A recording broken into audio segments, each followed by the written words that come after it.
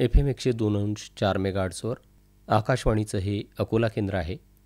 संध्याकाळचे 7:30 झालेले आहेत. ऐकूया शेतकरी बंधूंसाठी कार्यक्रम किसानवाणी.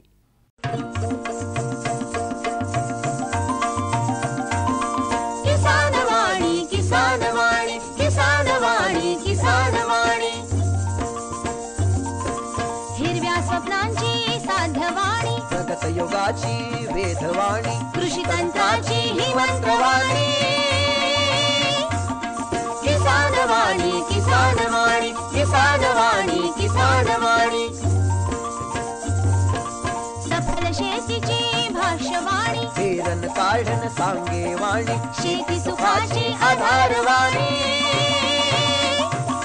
किसानवाणी किसानवाणी किसानवाणी किसानवाणी किसानवाणी किसानवाणी किसानवाणी किसानवाणी किसानवाणी किसानवाणी किसानवाणी किसानवाणी किसानवाणी किसानवाणी किसानवाणी किसानवाणी किसानवाणी किसानवाणी.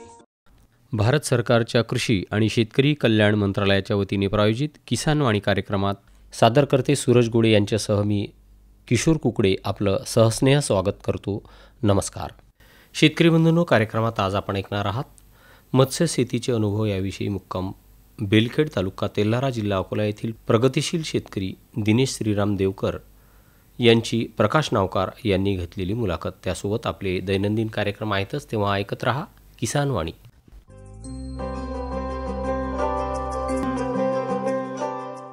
शेतकरी बंधूंनो, कार्यक्रमात सुरुवातीलाच ऐकूया ग्रामीण कृषी मौसम सेवा, डॉक्टर पंजाबराव देशमुख कृषी विद्यापीठ अकोला आणि भारत मौसम विभाग यांच्याकडून प्राप्त उद्याचा हवामानाचा अंदाज.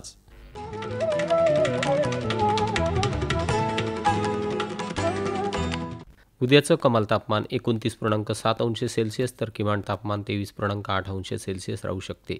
सकाळची सापेक्ष आर्द्रता 91% तर दुपारची सापेक्ष आर्द्रता ही 73% राहू शकते. हवेचा ताशी वेग हा ताशी 14 किलोमीटर राहू शकतो. आकाश ढगाळ राहील. आताच आपण ग्रामीण कृषी मौसम सेवा, डॉक्टर पंजाबराव देशमुख कृषी विद्यापीठ अकोला आणि भारत मौसम विभाग यांच्याकडून प्राप्त उद्याचा हवामानाचा अंदाज जाणून घेतलात.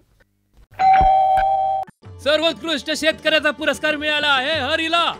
हरी आता आपल्या सर्वांना सांगतील आपल्या यशाचं रहस्य. माझ्या शेतकरी बंधू आणि भगिनींनो, आपणही आपल्या शेतात चांगलं पीक घेऊ शकता. ते कसं? बस जेव्हा काही समस्या असेल तेव्हा लगेच लावा हा नंबर 1800-180-1551. हा कोणाचा नंबर आहे भाऊ? शेतकरी कॉल सेंटरचा, जिथे तज्ञ आपल्याला शेतीच्या समस्येवर तोडगा सांगतील लगेच. अहो भाऊ, तज्ञ सारा वेळ थोडाच मिळणार आहे. नक्की मिळेल हो भाऊ. वर्षाचे 365 दिवस मिळेल, ते देखील सकाळी 6 ते रात्री 10 वाजेपर्यंत.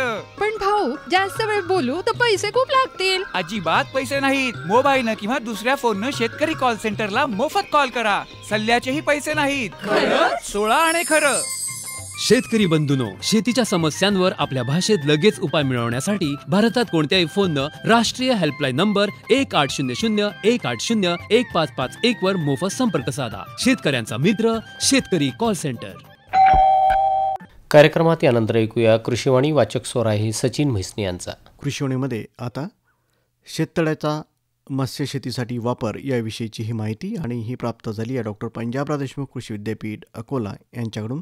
शेतकरी बंधूंनो, राज्यातील पर्जन्यावर आधारित कोरडवाहू शेतीसाठी पाणलोट आणि जलसंवर्धना या माध्यमातून जलसिंचनाची उपलब्धता वाढविणे तसेच संरक्षित आणि शाश्वत सिंचनासाठी सुविधा निर्माण करण्याकरिता माननीय मुख्यमंत्री महाराष्ट्र राज्य यांनी उपरोक्त परिस्थितीचा सारासार विचार करून मागेल त्याला शेततळे ही योजना जाहीर केली. योजनेचा शेतकऱ्यांनी लाभ घेऊन शेतीला संरक्षित ओलीत करून शेततळ्याच्या उपलब्ध पाणी साठ्याचा मत्स्य शेतीकरिता वापर करून शेतकऱ्याला त्याच्या आर्थिक मिळकतीची बाजू भक्कम करता येईल. शेतातील जमिनीच्या उताराच्या बाजूने योग्य त्या आकाराचे शेततळे सरकारी अनुदानातून किंवा स्वतःच्या पैशातून खोदून घेणे आवश्यक आहे. शेततळ्याची जागा निश्चित करताना साठवलेल्या पाण्याचा शेती पिकासाठी योग्य रीतीने उपयोग होऊ शकेल. तसेच शेतातील स्थळ आणि किंवा पट्टा शेततळ्यासाठी निवडावा.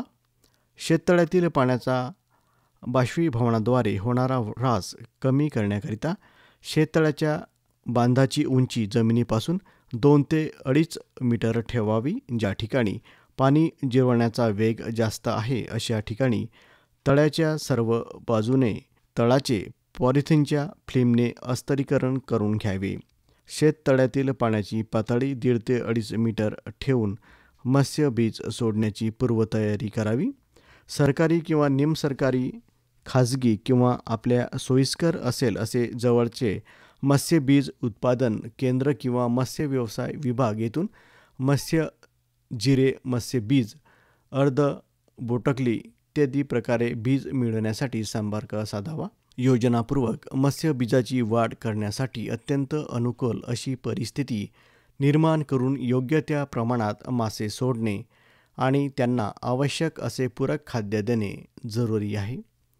त्यामागे कमीत कमी जागेत आणि कमीत कमी वेळात जास्तीत जास्त मासे मिळवणे हा मुख्य हेतू असला पाहिजे.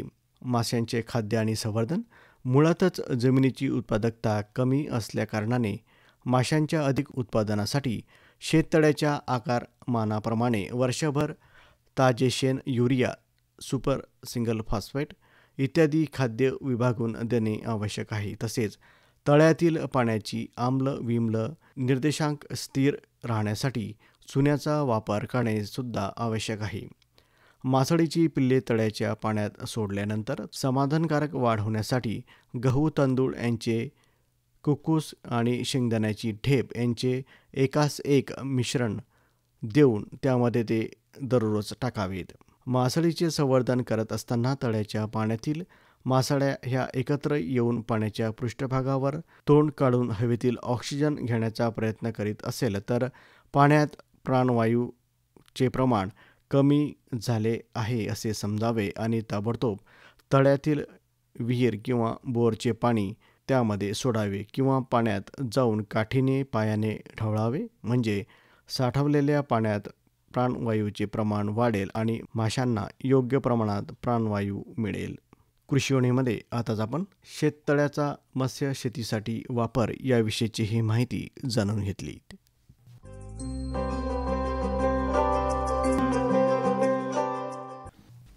अरे अरे अरे क्या कर रहा है? इधर इधर इधर, हम बोल रहे हैं तेरे बीजू का. उतला बोल रहा है? हाँ, पक्षियों से तो हम खेत को बचा लेते हैं, पर इन घातक रसायनों से कैसे बचाएं? मतलब? देख बेटा, तू जो ये अंधाधुंध रसायन मिलाता है ना, मिट्टी की सेहत बिगड़ने लगी है. और जब माटी ही कमजोर पड़ जाएगी तो उपज कैसे सेहतमंद होगी? अरे पहले ऐसा नहीं था. पूछना अपने बड़े बुजुर्गों से, कैसे फसल लहलहाती थी, शुद्धता झलकती थी. हाँ, माटी भी तंदुरुस्त और लोग भी. अरे पहली वाली बात कहाँ? पर अब तो सभी डाले हैं. सब नहीं, आज भी लाखों जागरूक किसान परंपरागत विधि से फसल उगा रहे हैं. खर्चा कम और उपज की कीमत भी बेहतर पा रहे हैं. सच है? रे बेटे, एक्सपीरियंस से बता रहे हैं. धूप में बाल सफेद नहीं किए हैं. हाँ. ठीक है भाई, मैं भी आज से जैविक खेती शुरू करूंगा. माटी से प्रेम की परंपरा है. परंपरागत खेती.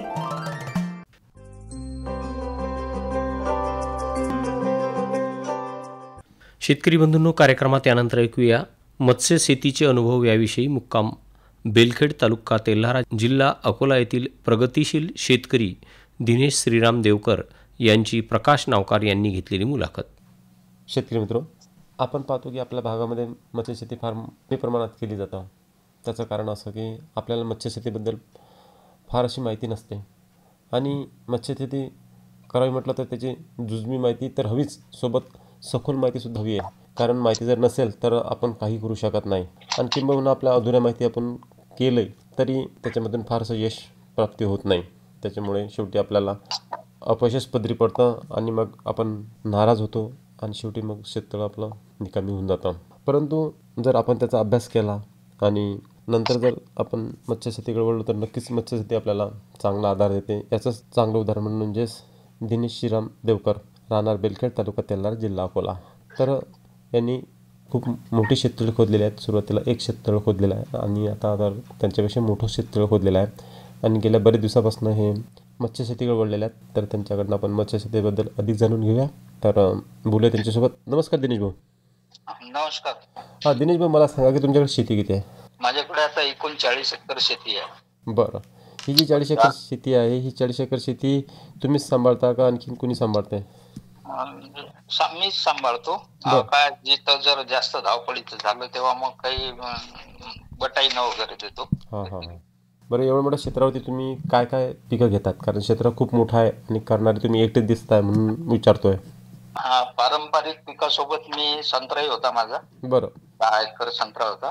त्याच्यासोबतच मी इसेन्शियल ऑइल म्हणजे अरोमॅटिक ऑइल्स आपण ज्याला म्हणतो, जावा, सिट्रोनेला, लेमन ग्रास, याचा तेल काढायचाही उद्योग होता माझा. पण तो आता ते तुम्ही म्हणता त्याप्रमाणे आणि थोडं मजुरीच्या ताणाताणीमुळे 2-3 वर्षापासून मी ते थांबवलं आहे. बरोबर बरोबर. नंतर पाण्याची थोडी कमी जाणवायला लागली, कारण एक क्षेत्रफळ माझं खूप जास्त आहे, म्हणजे ते 2 ट्यूबवेल होते, त्याचंही पाणी कमी झालं. बरं. म्हणून मग मी महाराष्ट्र शासनाच्या कृषी विभागांतर्गत सामूहिक शेततळे या नावाखाली शेततळ खोदलं. बरं, मला दिनेश भाऊ सांगा की आता शेततळ तुम्ही खोदलं ही चांगली गोष्ट आहे, तुम्ही शेतीकडे मत्स्यशेतीकडे वळलात ही सुद्धा चांगली गोष्ट आहे, परंतु मत्स्यशेती करावी ही प्रेरणा तुम्हाला कोणी दिली? तसं आता युट्यूब वगैरे तसं सोशल मीडियातून ऐकून होतोच मी. 1-2दा त्या मत्स्य विभागाच्या कार्यालयात पण जाऊन आलो. आणि अशाच एका वर्कशॉप मध्ये PKVचे ते रिटायर्ड HOD होते, डॉक्टर दाभाडे साहेब, त्यांच्या मार्गदर्शनाखाली म्हणजे त्यांनी भरपूर मदत केली मला. अजूनही दर 15 दिवसात माझा संपर्क त्यांच्याशी, ते फोन करतात किंवा मी असा संपर्क असतोच. बरं बरं बरं. त्याच्यामुळे तज्ञ मार्गदर्शन मला मिळत गेलं. बरं. 2 वर्षाच्या पहिले मी 2.5 किलो पासून 7 किलो पर्यंत माशाची साईज झाली होती.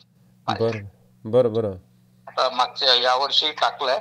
बरं. अर्ध बोटुकली टाकली यावर्षी. त्यांच्याच मार्गदर्शनानुसार त्याची आधी नर्सरी तयार केली. बरं. त्याला आता त्यांच्या भाषेत स्टंटेड फिश म्हणतात. जे कमी पाण्यात, कमी म्हणजे एक 15 बाय 20 मीटरचं शेततळ बनवलं मी. त्याच्यात 4 फूट पाणी असतं, खोली 4 फूट 1.5 मीटर साधारण. दिनेश भाऊ, मी तुम्हाला थोडंसं थांबवतो या ठिकाणी. मला सांगा की आपण झाडांची नर्सरी बघितलेली आहे, परंतु मी आता हे मासोळ्यांची सुद्धा नर्सरी बनवलेली आहे, तर हा काय प्रकार आहे सविस्तर मला सांगा. त्याच म्हणजे पॅरिटी ऑफ जस्टिस वर ही मत्स्य नर्सरी आहे. म्हणजे तुम्ही एकदा जर मासे आणले, आता माशांचं कसं होतं, एक समजा एक तुम्ही उदाहरण म्हणून 20,000 पीस सोडले आणि 20,000तले काही मॉर्टॅलिटी वगैरे पकडून साधारण 5-10 हजार जरी आपलं त्याच्यापासून 1 किलो जे हे भेटले आपल्याला, तरी ते उत्पन्न भरपूर होतं. पण त्याचं काय होतं, मग पुढच्या वर्षी जोपर्यंत तुम्हाला मत्स्यबीज मिळत नाही तोपर्यंत तुम्हाला वाट बघावी लागते. हो, बरोबर आहे.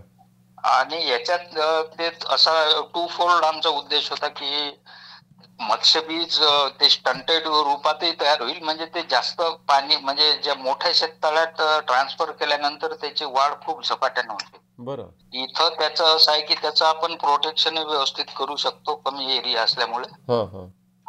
खाद्याचाही अपव्यय होत नाही त्याच्यात. आणि दुसरी गोष्ट, आपण जास्त मत्स्यबीज बोलवून जर समजा आपण मोठ्या शेततळ्यातून 2,000, 1,000, 2,000 नग मोठे काढले तर आपण या नर्सरीतल्या त्या शेततळ्यात ट्रान्सफर करू शकतो. म्हणजे आपल्या व्यवसायाची कंटिन्युटी आपण साधू शकतो. ते फ्रायज म्हणून येतात, ते फारच लहान असतात. ते आणले 1 लाख, त्याच्यातले 20,000, 25,000 जरी समजा आपल्या याच्यात आले, आपण ते मोठ्या शेततळ्यात त्या तुलनेत आपण जास्त मत्स्यबीज बोलवायचं. आणि 6 महिन्यात जर शेततळ आपलं त्यातलं मासे काढून विक्रीला सुरू झाले तर त्यात नंतर या नर्सरीतलं काढून मोठ्या शेततळ्यात सोडायचं, अशी ती संकल्पना आहे साधारण. बरोबर, खूप चांगली संकल्पना आहे. आणि मला वाटते हा सुरुवातीलाच प्रयोग केला वाटते मला तुम्ही. हो, माझं पहिलंच वर्ष आहे त्या प्रयोगाचं. बरं बरं. तर बरं दिनेश भाऊ, मला सांगा की आता मत्स्यशेती करतो म्हटलं की मासे हे वेगवेगळ्या प्रकारचे येतात आणि मासळ्यांचं असं असतं की ते वेगवेगळ्या थरामध्ये राहतात, 3 लेअरमध्ये. कारण आता वरचा थर वेगळा, मधला थर वेगळा आणि खालचा थर वेगळा. तर मग आता ते वेगळ्या थरातले राहणार वेगळे, खालच्या थरातले राहणार वेगळे. त्याचं स्टॅटिस्टिकच त्या प्रमाणात आहे. जर समजा उदाहरण म्हणून 5,000 नग जर सोडायचे असले आपल्याला, तर कतला, रोहू आणि सिप्रनस किंवा मृगल हे साधारण म्हणजे तसं स्टँडर्ड त्याचं 1,000 कतला, 1,000 रोहू आणि 3,000 सिप्रनस असे सोडायचे. पण ते साधारण 1,500 करून 2,000 ते जरी सोडले तरी त्याच्यात चालू शकतात. म्हणजे हे सरफेस फीडर आहेत, हे वर खाणारे आहेत, काही पाण्याच्या मधल्या स्तरात राहून खाद्य ग्रहण करतात, आणि जे सबमर्ज म्हणजे जे शेवटी खाली जातं खाद्य त्याला सिप्रनस वगैरे त्याच हे करतात. बरं बरं. मग आता हे तुम्ही तर वेगवेगळ्या प्रकारचे मासे तुमच्या शेततळ्यात सोडलेत, पण आता त्यांना खाद्य पण लागतं, तर खाद्य कोणतं देता तुम्ही? घरी बनवता खाद्य की डायरेक्ट मार्केटमधून खाद्य विकत आणता, आणि ते कधी देतात, त्यांची वेळ कधी आहे, आणि रोज देता का? यावेळेस तर आम्ही पूर्ण बाहेरून मार्केटमधूनच खाद्य, म्हणजे त्याच्या साईज नुसार 0.2, 2 mm, 0.3 mm, 0.8 mm असं या हिशोबानं त्याच्या वाढीनुसार त्याला खाद्य देतोय. त्याच्या आधी आम्ही घरी बनवून करत होतो, पण ते थोडं त्याला रोज मग एक मजूरच लागतो, समजा ते शिजवून द्यायचं, त्याच्यात ॲग्रीमिनोफोर्ट, हळद, मीठ, बाकी ट्रीटमेंट त्याच्या थोडं देऊन आधी करत होतो आम्ही. पण ते साधारण त्याची इकॉनॉमी पाहिली तर हे रेडीमेड कधी परवडते, याच्यात वेळेचा म्हणजे याच्यासाठी वेगळा मजूर सांगायची गरज नाही. 15 मिनिटात आपले शेततळ्यात ब्रॉडकास्ट म्हणजे फेकून दिलं, ते 15-20 मिनिट अर्धा तास वर राहतं. नंतर मग ते थोडं थोडं हळूहळू खाली जायला लागतं, मग मधल्या स्तरातल्या मत्स्य सेवन करतात त्याचं, राहिलेलं खाली जातं. बरं, असं थोडं एक हे आहे त्याचं. बरं, आता तुम्ही खाद्य वर टाकता आणि ते खालच्या तळातल्या मासोळ्याला कसं मिळतील? कारण वरच्याच मासोळ्या ते खाऊन घेतील, तर मग त्यांच्या खालच्या हे आपलं एक लॉजिक आहे असं की हे या पद्धतीनं ते खात असतील असं. पण कसं आहे की त्या टाकल्यानंतर त्याला एक विशिष्ट प्रकारचा वास येतो, तेव्हा त्या खाद्य टाकल्याबरोबर त्या 2-3 स्तरातल्या मच्छ्या येऊन खातात. पण साधारण त्याच्या मागचं एक लॉजिक असं आहे की ते अर्ध्या तासानं 15 मिनिटांना जसं जसं खाली जायला लागेल, कारण माशातही माणसासारखंच आहे, काही अग्रेसिव्ह असतात, ते मग त्यांची वाढ जास्त होते. बरं, म्हणजे ज्या मासोळ्या जास्त अन्न घेतात त्यांची वाढ जास्त होते. हो, अर्थातच. बरं बरं. दिनेश भाऊ, मला सांगा की आता हे तुम्ही शेततळ खोदले, तर हे शेततळ त्याची साईज काय आणि किती खोदलेत, आणि त्याचा उद्देश काय एवढे मोठे शेततळे करायचा? कारण जनरली एवढे शेततळे आम्ही पाहत नाही, पण तुम्ही खूप सारे मोठे घेतलेले आहेत, तर त्याचा उद्देश काय तुमचा? नाही, ते तसं कसं झालं, ते मोठे शेततळ घेणं हे अपरिहार्यच होतं माझ्यासाठी. आणि एका ठिकाणी माझं 20-21 एकर शेत आहे, आणि दोन्ही ट्यूबवेलचं पाणी कमी झालं होतं. बरं, त्याचा मला अर्थात आर्थिक फटकाही बसला. माझा 10 एकर संत्रा आता या वर्षी काढला मी तो, कारण त्याच्यात खूप विरळ झाला होता, बरेच झाडं गेले होते त्याच्यात, तर ते ट्यूबवेलचं पाणी काही पुरत नव्हतं. बरं, म्हणून मग मी शेततळ करायचा निर्णय घेतला. त्याच्यासाठी जागेची निवड केली, आणि शेततळ मी फुल डगआउट घेतले, म्हणजे पूर्ण शेततळे जमिनीच्या आत आहे. त्याला पंप किंवा डिझेल इंजिन लावून ते वरून पाणी सोडावं लागत नाही. आमच्या इकडं आमचं हे वान प्रकल्पच्या कमांड एरियात शेत असल्यामुळे, किंवा पावसाळ्यातही मी 2 वर्ष पावसाळ्याचे पाण्यानं भरलं, एक चारी काढून घेतली, आणि जेव्हा आवश्यक असेल तेव्हा ते भरून घेतो, म्हणजे त्याला माणसाची गरज नाही. कॅनल आले तेव्हा गेट उघडून पाणी सोडायचं, किंवा मग पावसाळ्याचं पाणी आम्ही त्याच्यात डायव्हर्ट करू शकतो. ते म्हणजे असं लिफ्ट करून आत शेततळ्यात हाफ डगआउट शेततळ्याची अशी अडचण होती की ते जवळपास 10 फूट जमिनीच्या वर राहत होते. हो, बरोबर आहे, बरोबर आहे. ते पंप शिवाय त्याला पर्याय नव्हता भरायला. बरोबर आहे. मी 1 वर्ष असं एकदा भरताना सहज कॅल्क्युलेशन म्हणजे असं म्हणून मी त्याचा खर्च पाहिला, तर डिझेल आणि मजुरी ते एकदा भरायला मला 12,000 रुपये खर्च आला होता तेव्हा. बरोबर. म्हणून म्हटलं हे कसं, आणि नेहमी तशी आपण ते सातत्य राखू शकत नाही ना त्याचं तेवढं. नाही, बरोबर. मजूर मिळत नाहीत, कधी काही लाईटचा प्रॉब्लेम असते, किंवा डिझेल इंजिन बिघाड झालं, आणि खर्ची काही आहे वरून. खरी गोष्ट आहे, आणि पुन्हा वेळ पण जाते, आणि त्याचं मॉनिटरिंग करतच राहावं लागतं. पण या प्रोसिजर मध्ये गाळ जाण्याची भीती वाटत नाही का त्याच्यामध्ये? नाही, त्याचं एक साधं टेक्निक आहे. जिथं इनलेट आहे शेततळ्याचं तिथं मोठा खड्डा करून, अर्थात आता शोष खड्डे किंवा सँड फिल्टर असं तसं करून आपण ते करू शकतो. पण साधारण एक मोठा खड्डा केला, एक 7-8 फूट खोल खड्डा केला मी जेसीबीनं, ते पाणी त्याच्यात उतरतं चारीतलं, आणि ते आपोआपच तो गाळ तिथं निथळत होतो, आणि वरचं पाणी आत जातं. म्हणजे गाळ वगैरे जाण्याची भीती नाही आहे. तरी तुमचं शेततळे किती खोल आहे? एक शेततळ माझं 40 बाय 80 मीटरचं आहे, म्हणजे ते 32 गुंठ्यात आहे. ते 5 मीटर खोल, म्हणजे 15 फुटाचे जास्त खोली आहे त्याची. बरं. आणि 5 मीटर. आणि दुसरं शेततळ केलं मी, ते आधी शेततळ होतं तिथं, पण ते हाफ डगआउट होतं. मी ते फुल डगआउट मध्ये, म्हणजे फुल डगआउट जमिनीच्या आत कन्वर्ट केलं त्याला. बरं बरं. ते आहे 51 बाय 51 मीटर आणि ते जास्त खोलीचं आहे. ते घेतलं मी 10 मीटर खोल. खूप मोठं घेतलं. मग तुम्हाला जर समजा पाण्याची आवश्यकता पडली तर तुम्ही मग इथून मोटरद्वारे घेऊ शकता पाणी समजा. हो, त्याच्यावर सोलर पंप बसवलेले आहेत मी 3, आणि एक विद्युत जोडणी पण आहे माझी तिथं 7.5 हॉर्सपॉवरची. दोन्ही याच्यावर आहे विद्युत जोडण्या. बरं. याच्यामध्ये ते तुम्ही काम केलं, खूप चांगल्या पद्धतीने काम केलं की शेततळ्यामध्ये, शेततळ्याजवळच तुम्ही सौर पंप घेतलेला आहे आणि शेततळ्यामध्ये त्याची मशीन सोडल्यामुळे तिथून तुम्हाला जो आउटपुट मिळतो तो खूप चांगल्या पद्धतीने मिळतोय.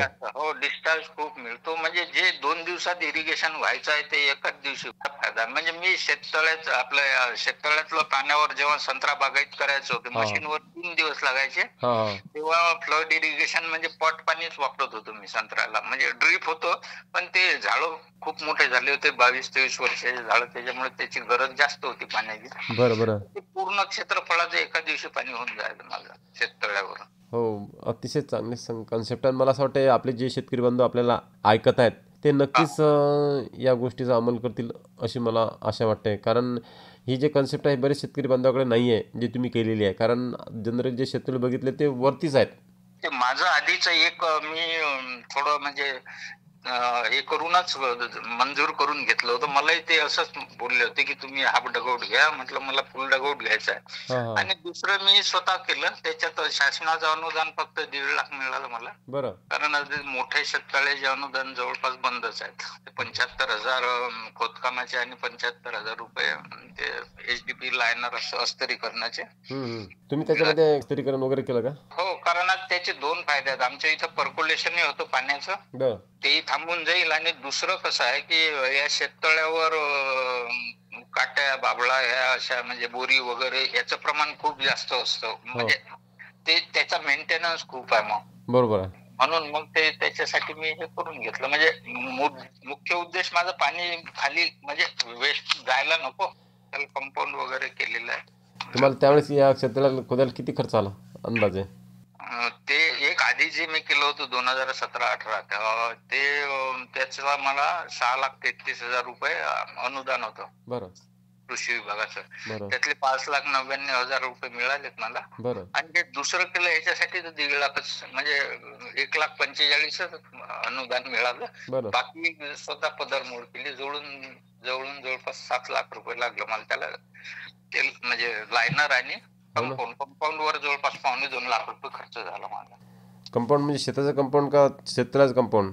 नाही, शेततळ्यालाच केलं. कारण हे जंगली जनावर वगैरे ह्याच्यापासून थोडं हेच पाहिजे ना. पण ते उन्हाळ्यात पाणी पिण्याच्या यानं हे माकडं, रानडुकरं, हरिण वगैरे. मला असं वाटतं आता तुमच्या शेतामध्ये पाण्याची कमतरता कधीच पडणार नाही अशी तुम्ही तरतूद करून ठेवलेली आहे. हो, बिलकुल.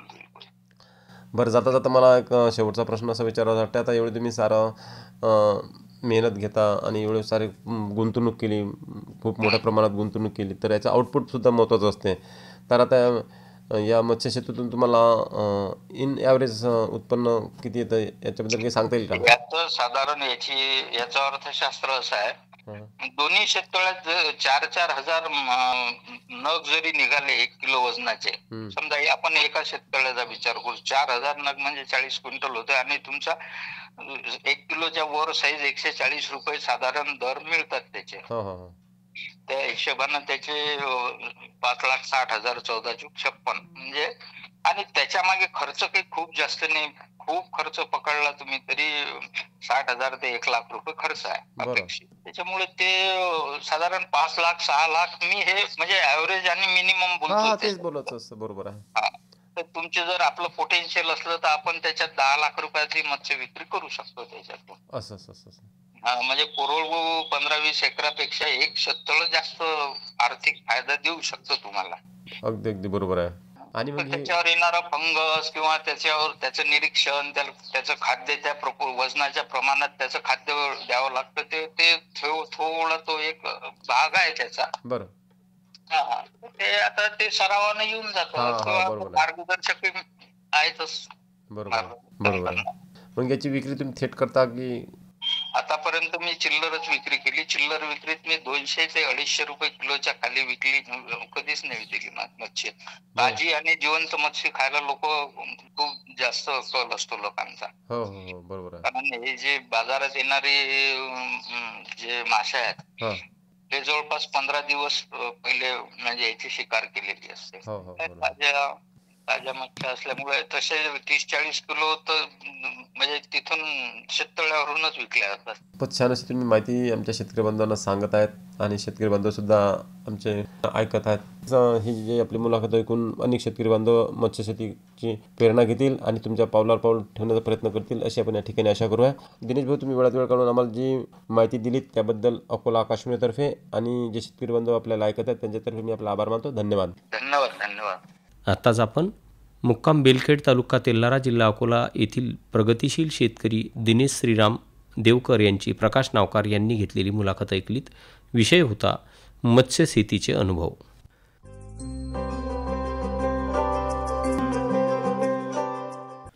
शेतकरी बंधूंनो, कार्यक्रमात जाणून घेऊया आजचं हवामान वृत्त. आजचं कमाल तापमान 36.6 अंश सेल्सिअस, किमान तापमान 22.2 अंश सेल्सिअस, प्रखर सूर्यप्रकाश 0.7 तास, हवेचा ताशी 0.2 किलोमीटर, सकाळची आर्द्रता 93% तर दुपारची आर्द्रता 80%. कालचा पाऊस 1.6 मिलीमीटर आणि आजपर्यंतचा एकूण पाऊस हा 572.3 मिलीमीटर एवढा नोंदवला गेला. आत्ताच आपण हवामानशास्त्र विभाग डॉक्टर पंजाबराव देशमुख कृषी विद्यापीठ अकोला यांच्याकडून प्राप्त आजचं हवामान वृत्त जाणून घेतलं.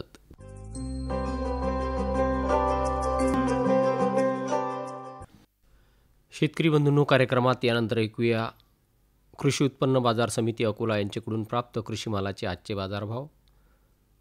बाजारभाव प्रति क्विंटलमध्ये कमीत कमी आणि जास्तीत जास्त अशा स्वरूपाचे आहेत. ज्वारी लोकल 1900 ते 2205, आवक 189 क्विंटल. गहू लोकल 2450 ते 2735, आवक 83 क्विंटल. मूग 3800 ते 3800, आवक 1 क्विंटल. तूर 6000 ते 6655, आवक 880 क्विंटल. हरभरा 5245 ते 5830, आवक 249 क्विंटल. तीळ 8400 ते 9400, आवक 16 क्विंटल. सोयाबीन 4000 ते 4550, आवक 753 क्विंटल. आत्ताच आपण कृषी उत्पन्न बाजार समिती अकोला यांच्याकडून प्राप्त कृषी मालाचे आजचे बाजारभाव जाणून घेतलेत. आजच्या बाजारभावासोबतच आपल्या आजच्या किसानवाणीची वेळसुद्धा संपलेली आहे. तेव्हा पुन्हा भेटू आपल्या आवडत्या कृषीविषयक कार्यक्रमात. तोवर किशोर कुकडेला निरोप द्या. नमस्कार.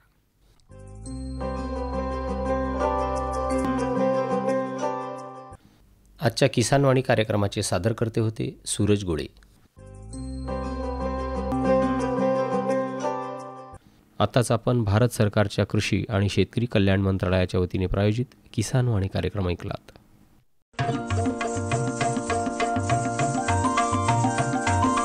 किसानवाणी किसानवाणी किसानवाणी किसानवाणी,